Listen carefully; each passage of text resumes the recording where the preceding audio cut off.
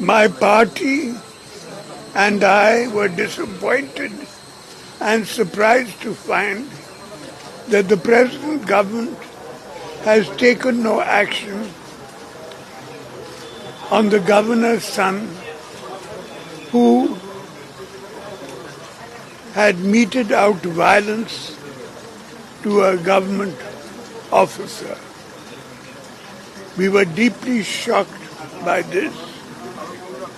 Law and order seems to have broken down in our state.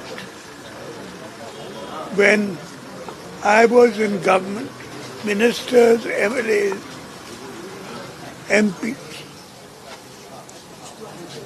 senior government servants, if they had broken the law, immediate action was taken. The state government